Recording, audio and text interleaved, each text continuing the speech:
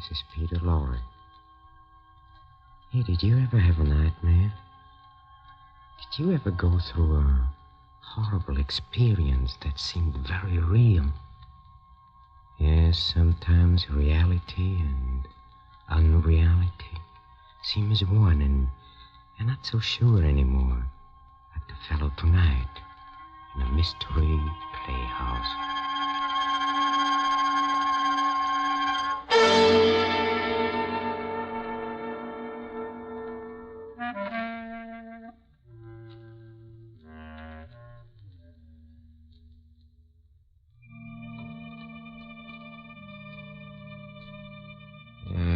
Yes, tonight we are going to have a nightmare.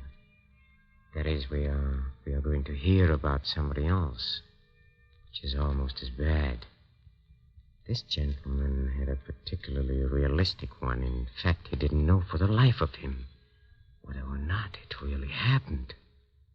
But you listen for yourself to the unfolding of William Irish's strange and intriguing story of a man who dreamed he committed murder and woke up to the fact that maybe he actually had. Listen to Nightmare.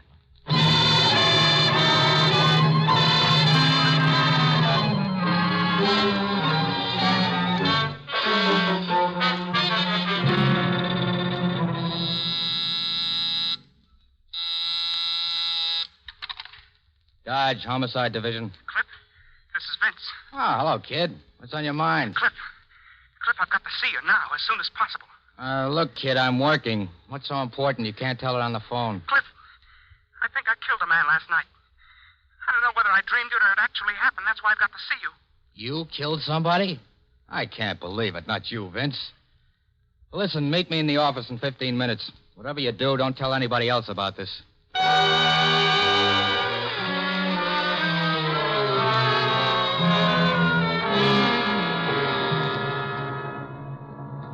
Go ahead, Vince. Tell me some more about this dream of yours. Well, after that, Cliff, all I remember is the white face. The face of a woman. Beautiful, but false somehow. You see, we were in a room with nothing but doors. 8 doors, frame to frame, with no wall space between. Well, I opened one of the doors, and suddenly someone rushed at me. We struggled, and he forced me to the floor. As we fought, he said to the woman, "Hand me that knife." Well, I raised my hand to defend myself, and suddenly I felt the handle of something. I realized the woman had put the knife into my hand by mistake. And then Then you stabbed him. Yeah. Then I stabbed him. Well, after that, the woman disappeared, and I felt I had to hide the body. Well, behind one of the 8 doors, there was a closet. I propped the body inside, and I locked the door. Then I went out of the house. It's horrible. I can't get it out of my mind. But what makes you think any of this actually happened? It's an unpleasant dream, sure, but it's not unusual. Lots of people dream they killed someone. But when you dream, do you wake up with big scratches on your wrist like this one? What are you asking me to believe? You got up in your sleep and you killed somebody? A scratch on your wrist proves nothing. I admit that, but then when I got out of bed this morning, I found this button. Now, wait a minute. You're not going to tell me that button came off in your hand while you were wrestling with that guy in the dream. That's the way it happened. That I refuse to believe. It came off your shirt.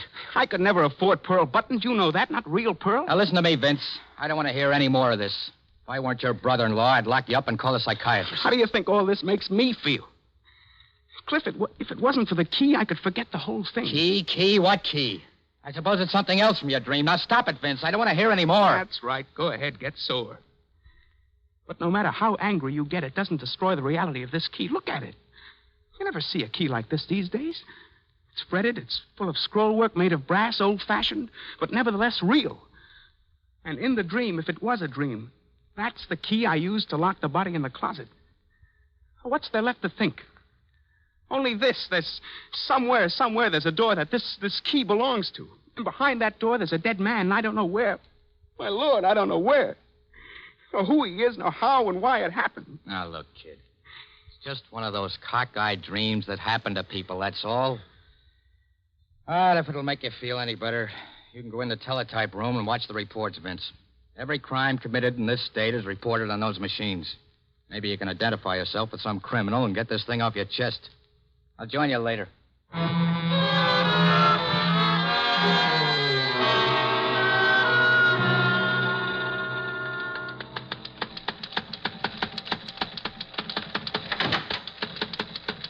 given up yet?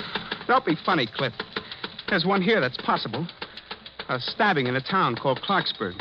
Clarksburg? Yeah. There's no transportation up there. You never did learn how to drive a car. You'd really need supernatural aid to kill somebody up there. Now, wait a minute, Cliff.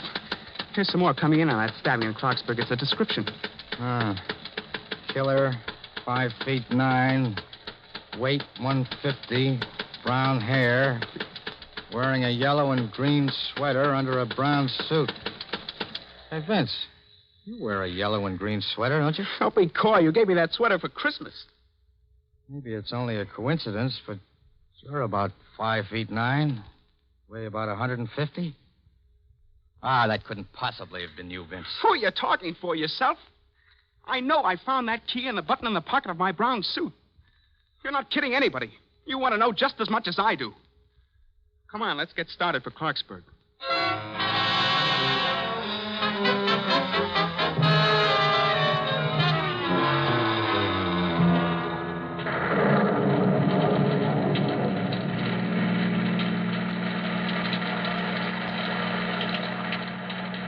That lousy rain must be a cloudburst.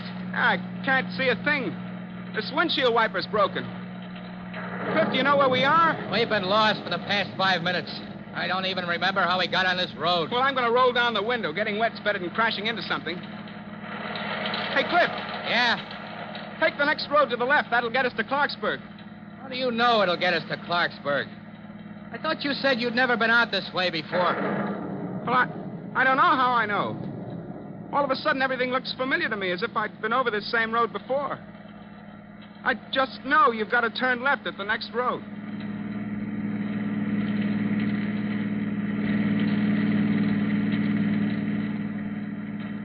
Stop here, Cliff. Stop here. Hey, what's the big idea? You're trying to kill somebody, grabbing the brake that way?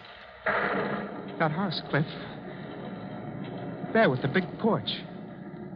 That's the house with the 8-room door. How do you know that's the house? Thought you said you'd never been out here before. I've never been here before in my life. Unless it happened in your dream, is that it? Well, I think this is all crazy. We'll soon know for sure. Come on. We're going in and see whether there's an 8-doored room or not.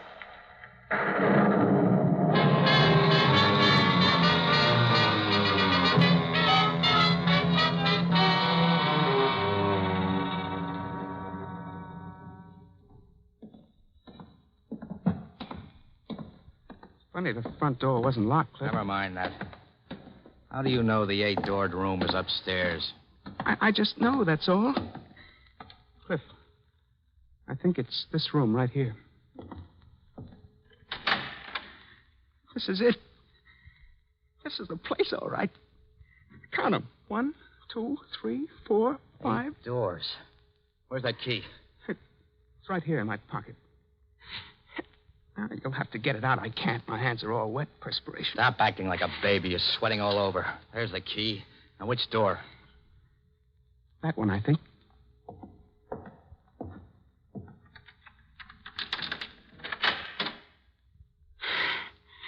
There's nothing there.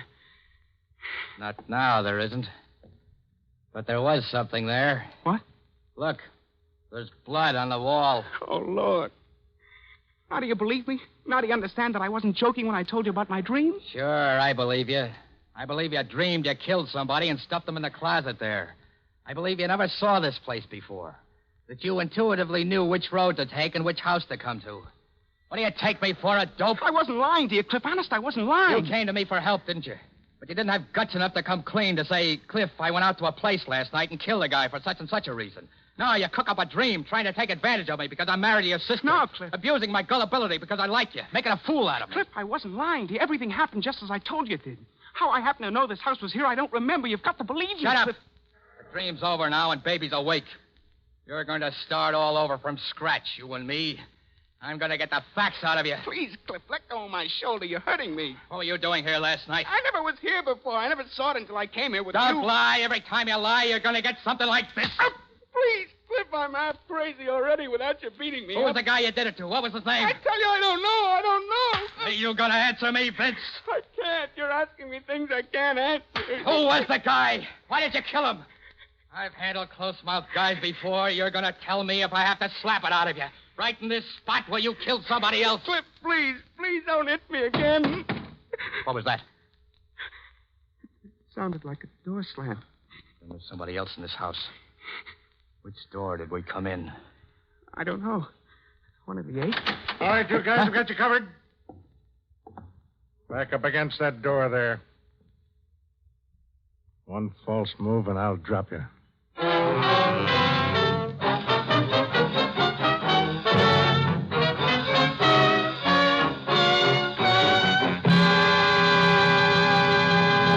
Haven't you found what you're looking for yet?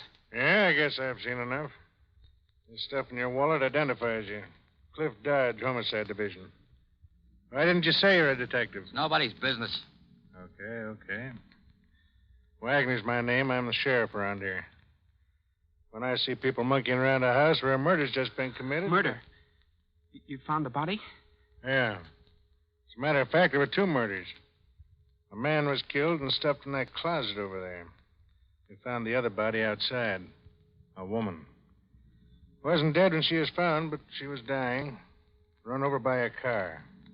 Deliberately. The car was run back and forth over her body. She said a few things before she died. Told us all about the other body in the closet. And gave us a pretty good description of the killer. She said the same person murdered the man in the closet and deliberately ran over her body with a car? No, but what else is there to conclude? Yeah, poor Mrs. Fleming. She owned this house, expected her husband home from South America tonight. She was a flirt, but even so, a very charming woman. You don't happen to have a picture of this woman, this Mrs. Fleming, do you? There's one in the next room. That door behind you. Open the door, Vince. I can't, Cliff, I can't. Open the door. Please, Cliff. Open the door.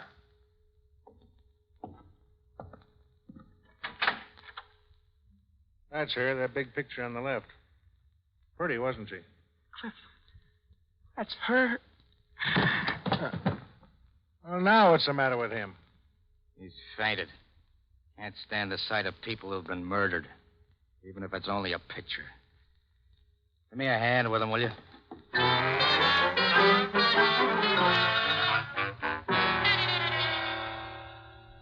There. Now, do you feel any better, kid? Yeah, I feel all right. Cliff, that picture, it was the same woman. The woman from the dream. Also, the woman who was run over and over with an automobile. But I can't drive, Cliff. You know I can't drive. Yeah, if it hadn't been for that, I'd have turned you over to Wagner for murder. Did the sheriff leave? Yeah, he left. But I still don't believe that stuff about a dream. Are you sure you didn't leave something out, some small detail? No. I told you everything, Cliff. I was tired. I went to bed early. I fell asleep. That is right after Mr. Berg closed my door. Berg? You didn't mention any Mr. Berg before. Well, he moved into our rooming house about a month ago. Why did he come into your room? Well, the lights went on a blink. I remember he was carrying a candle. How was Berg holding that candle? Well, the flame was right in front of his eyes. I remember staring at it. I was very tired, Cliff. I don't remember everything. And Berg, he said you're very tired, didn't he? Yeah. Yeah, now that you mention it, he did say that. Good. Now, have you ever seen this picture? No. No, but the man looks familiar. Say, that looks like Berg. I never saw him so well dressed, but that's Berg, all right. I found this picture in this room. Here? In this room? You found Berg's... What are you driving at? Sense, reason, logic, sanity. The man you identify as Berg also happens to be Mr. Fleming, the husband of the woman who was killed last night. Berg is Fleming and Fleming is Berg? Now, I'm really going out of my mind. It's simple to a flatfoot. I figure that Fleming pretended he went to South America. He took a room in your rooming house under the name of Berg. And tonight he's pretending to return from South America. At least Wagner said he's expected. And last night Fleming came back here and murdered his wife? But who killed the other one? The man? You did. But you didn't know you were doing it. Oh, I did kill someone after all. I am a murderer. I still don't understand how it happened. All right, kid, relax. Because we're going to find out tonight. Find out? Right. Now, if Fleming comes home, as his wife expected him to do, you're going to be waiting in this room for him. Waiting with a gun. That won't do any good, It Cliff. might after you've learned a few answers. Now, I'm going to tell you exactly what to say to Fleming, word for word. You might not understand, but you're going to memorize the things I tell you to say word for word. Memorize? Yeah, because your life depends on it. Cliff, you're not going to leave me here alone, are you, Cliff? There'll be nothing I can do to help you, kid. If everything goes right, you'll come out of this scot-free. If anything goes wrong, that's the end. Now, Fleming will probably come up those stairs at the far end of the hall. So you'd better stand over here. The first thing to remember, let him speak first.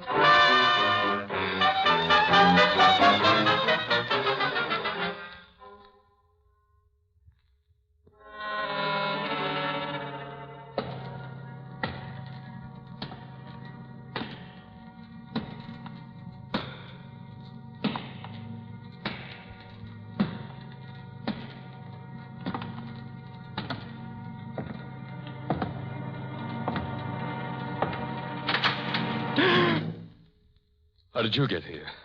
You showed me the way, didn't you? You remembered coming here? You're lying. Who brought you here? Who came with you? Just this gun. That's impossible. You had the look, the typical look. Why did you do everything you were told to do? I wanted to see where it was all leading. I thought there might be some good in it for me later. You purposely pretended? You mean you went ahead and consciously killed? I figured you'd pay off heavy afterwards to keep me quiet. I found your wife and her lover just as you said I would. It was easy. I should have known my control wasn't perfect when I saw my wife come running out of the house. She saw my car, came toward me. I waited, then gave it the gas. I killed the man, and you killed your wife. You wanted them both dead, didn't you? Yes, but I didn't want to have to kill her myself. I loved her, but I hated her. She said I was too old for her. That's what I wanted to hear. What? That's it, to hear you convict yourself. What did you... I was lying to you. Your control was perfect. You hypnotized me easily. I guess I've got a weak will or something. Well, then what did you... I was lying to you. I was hypnotized, all right. I happened to see your picture here in the house. I recognized you as Berg. And now I can't clear myself before the law ever. And you're going to pay for doing that to me now. Now, wait a minute. Don't do that. Don't shoot. Now, look. Here, I have a watch. See it? Solid gold inset with diamonds and rubies. It's worth $20,000. It's yours if you'll let me go. Stop dangling it that way. What are you trying to do? Now, listen to me. Give me another minute. A minute by the watch. Stay where you are. Now, don't move. You don't want to shoot, do you, my friend? You wouldn't want to smash this beautiful, lustrous watch? A golden, shining little timepiece? You can't take your eyes from it, can you? Please, don't. Take it away. Shining in my eyes. But you love it. You're fascinated by it, aren't you? And now you're tired. You're very tired. And that gun is much too heavy for you to hold. Just drop the gun to the floor. And it won't be so heavy anymore. Just drop the gun. Drop gun. My control is perfect. Here, take this notebook and this pencil. Take notebook, pencil. Right as I dictate. I am wanted for the murder of 2 people at the Fleming house. I wanted to murder 2 people, Fleming house. They are bound to get me, so I take this way out. They are bound to get me. Take way out. Sign your name. There. Now give me the notebook and the pencil. Now pick up your gun again. Hurry. That's it. Now put the barrel of the gun in your mouth. Put the barrel of the gun in your mouth. Good. Now pull the trigger. Pull the trigger.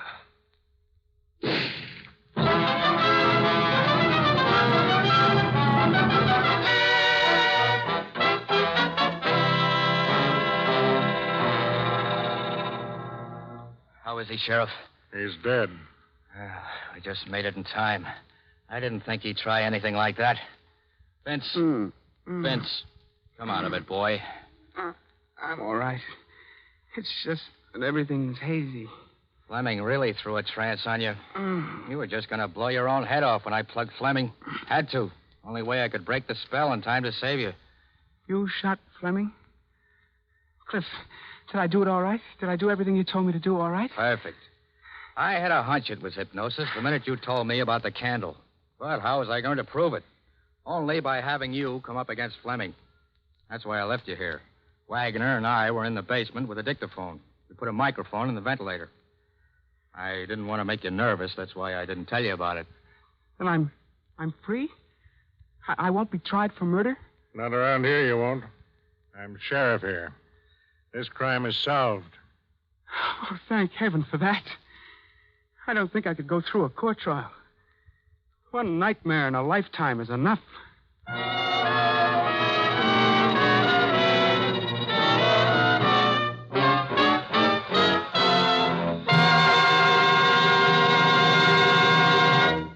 That, my friends, was Nightmare. Tonight's performance in a mystery playhouse. And now, for heaven's sake, let's get off that nightmare. Let's walk down to the green room, huh? For a gander at what sweetness and light is in store for you next time. Always sweet, always light. You know it. Our players are rehearsing there, so follow me, please. Come. Come, come.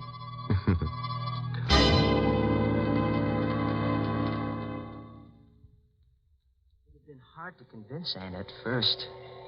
Easy enough for me to say, we have to get rid of Ole. But Ole was Anna's brother. We talked it over on the cliff near the land. We have to, Anna. We have to go through with it. Oh, Richard, there must be some other way.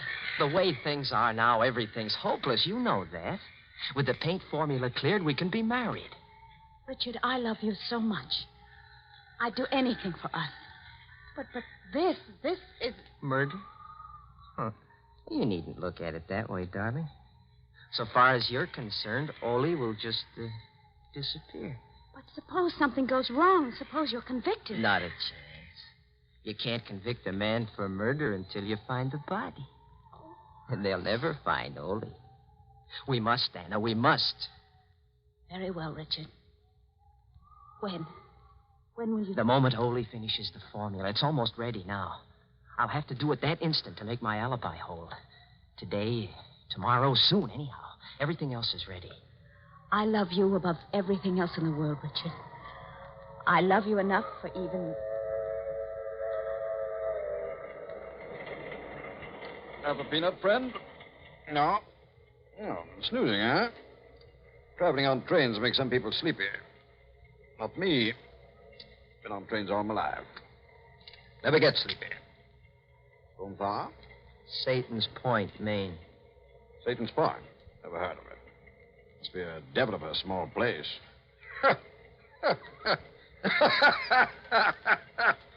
What I said. Satan's Point. Devil of a small place. Good, huh? Have a peanut? Devil of a place. Devil of a place. Devil of a place. Devil of a place it was that day. We went over every detail again and again until our story was perfect. A lot depended on the story we constructed. A lot depended on telling it well. I told it well. To the police in Maine and to the alienists in Boston. I started the story with the morning of October 11th in Ole's laboratory by the sea. Hold on. This is my last mixture. It will be ready in a few minutes, and I want your eyes to be well rested. Think you've got it this time, Ole? No, there's no longer any doubt. When these pigments are mixed, I will paint a square board. It will look like a dirty green to my eyes. And to mine? To yours, and those of millions of others who are colorblind. Red. Red that you have only imagined till now. Red of the rose, red of a sunset, red of fire, red of blood. I put the blindfold on. I could sense Ole's tenseness. He'd worked 15 years to make this moment arrive.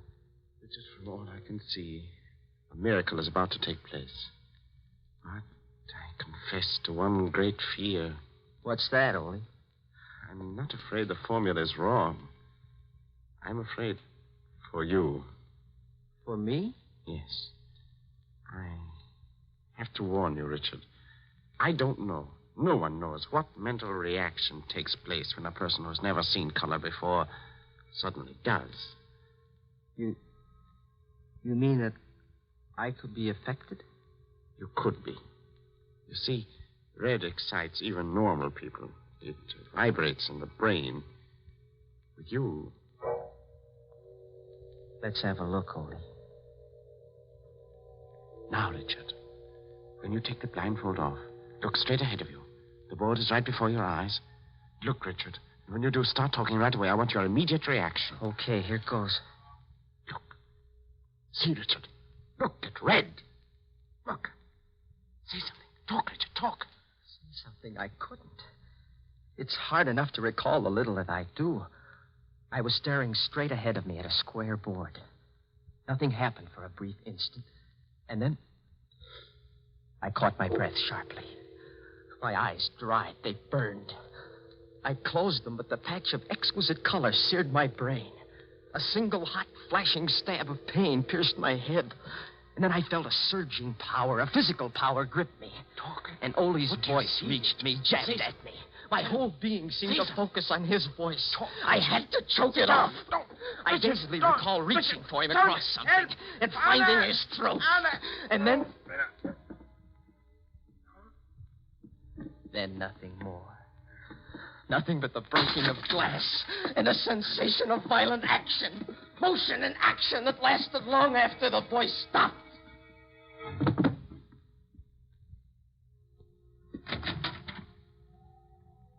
Then I felt cold air lashing at me. I was carrying something limp and heavy. There's a point of rock outside the house. It juts over the sea. I stood there for I don't know how long. The first clear thing I recall is identifying Anna's voice coming toward me. Richard! Richard! Darling, what are you doing? Richard! Your hands. Blood. Something died in me. I sagged to the ground, moaning. Anna, I'm afraid. I'm afraid. What do you suppose all this is, huh? Sounds like somebody got themselves murdered, doesn't it? Well, that was an appetizer for our next mystery entree. And that old master chef, the laughing boy of the inner sanctum, Raymond, is going to serve it up to you. Yes. Raymond's going to be here next time in company with his fellow creeps in another attempt to scare the living daylights out of you. So why not humor the young crip and be around when we open the squeaking door of the inner sanctum? This is Peter Lorre closing the doors of the Mystery Playhouse. Good night. Sleep tight.